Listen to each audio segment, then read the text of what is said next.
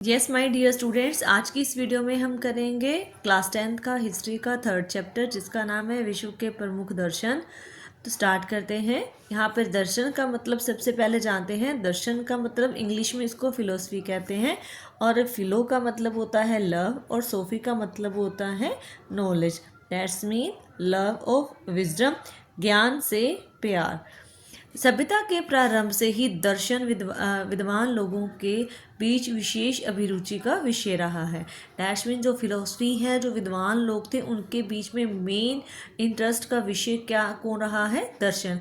अपने चारों ओर हो रहे परिवर्तन व घटनाओं के बारे में सोचना, विचारना व चिंतन करना आदि काल से ही मानव का स्वभाव रहा है कि कौन कौन से इंसिडेंट हो रहे हैं, एक मनुष्य के चारों ओर क्या कौन कौन से चेंजेस हो रहे हैं, उस पर सोचना, विचारना या चिंतन करना मनुष्य का स्वभाव रहा है, मनुष्य का नेचर रहा है।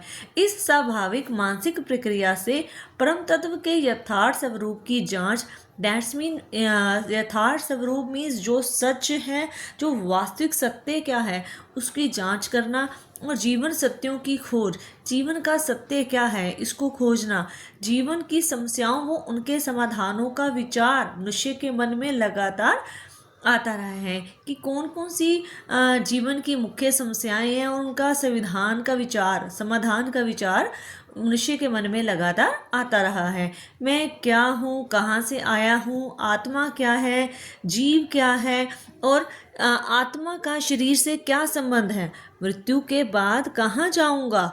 विचारों की इस प्रक्रिया ने धर्म, मजहब व पंथों को जन्म दिया है। कहता है जो मनुष्य का जो नेचर है तो उसमें ये विचार आते रहते हैं कि मैं कहाँ हूँ, कहाँ से आया हूँ, आत्मा क्या है और आत्मा का शरीर से क्या संबंध है, ये सारे विचार आते रहते हैं और इसी ने ही धर्म, मजहब व पंथ को जन्म दिया है। इसने मनुष्य के जीवन दर्शन को विकसित करने में मदद की है। क्लियर है?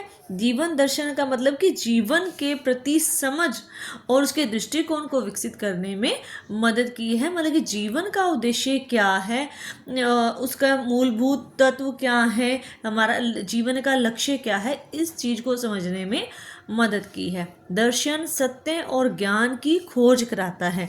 दर्शन क्या कराता है? सत्य और ज्ञान की खोज कराता है। दर्शन के द्वारा कुछ तत्व व सिद्धांत प्रतिपादित होते हैं। दैट्स मीन कुछ प्रिंसिपल्स हमें पता लगते हैं किसके द्वारा? दर्शन के द्वारा, फिलोसफी के द्वारा। दर्शन का जन्म अनुभव एवं परिस्थिति के अनुसार होता है। धर्म उसको क्रियान्वित करता है, जैसे आगे चलाता है। सभी दर्शनों की उपासना पद्धतियाँ अलग अलग होती हैं, लेकिन सभी दर्शनों का एक ही लक्ष्य है। क्या लक्ष्य है? सभी जितनी भी फिलोसफीज हैं सबका लक्ष्य एक ही है, मोटिव सबका एक है। वह है दुखों के मूल कारण से मानव को मुक्ति दिलाकर उसे मोक्ष की प्राप्ति करवाना।